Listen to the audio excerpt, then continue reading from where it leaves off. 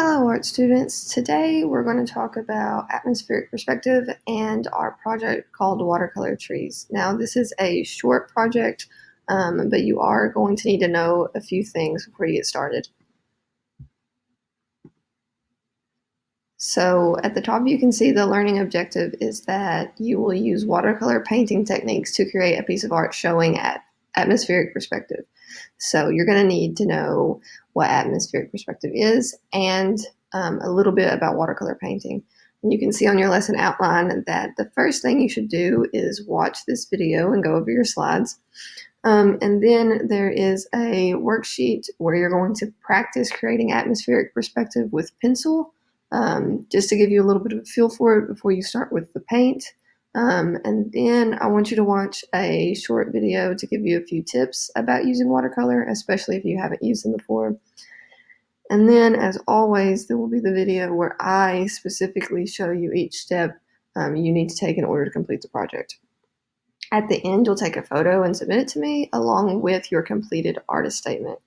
Now, right here, you can see that this is a student example. So this student example is from a couple years ago, but you can see their tree is in the middle in black, and then they have blue, and it's darker at the bottom and lighter at the top. And I'm going to explain why in just a second.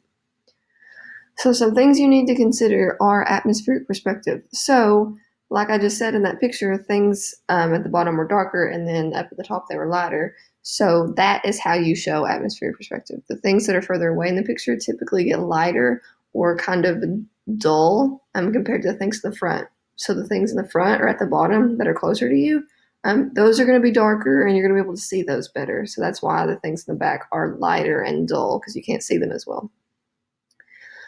So technique is a method for practicing a specific type of art, like drawing or painting. So for this project, we're going to specifically focus on watercolor painting techniques. And artistic process is the guidelines for creating art. So those guidelines change depending on what type of art you're making. And the creative process is just you thinking through your artwork. So you will have a video to watch that'll show you some watercolor tips, but a few things that I wanted to point out is the way the paint and the water work together. It's called watercolor for a reason. You need water to use it. You don't want to put too much water on the paper, okay? Even if you're using really, really high quality watercolor paper, if you put too much water on the paper, it'll eventually make it rip. And especially if you're not using watercolor paper because it's a little bit thinner.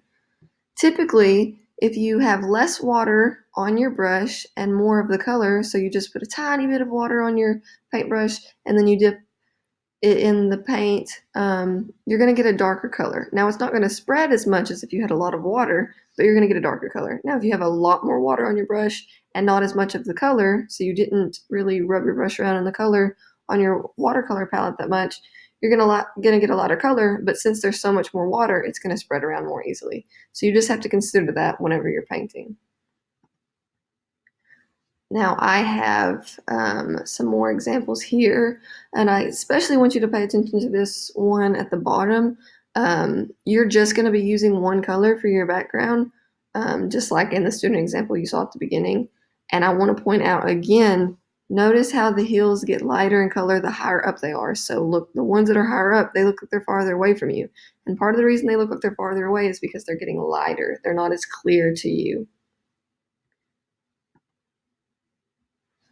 Okay, so when you're working on this project, remember it doesn't have to be perfect, but the main thing I'm going to be looking for is the effect of atmospheric perspective. So can you make the things at the bottom of the page appear darker than the things at the top of the page? And I'll give you a little hint before you watch the demo video. Notice how the black tree is kind of Y-shaped. So you can see this one here. It starts out like this, and then it kind of branches off into a bunch of little Y shapes. So you notice that in some of the pictures you're seeing of trees, that might help you whenever you sketch out your tree before you put the paint on it, which I'll go over when we do the demo video.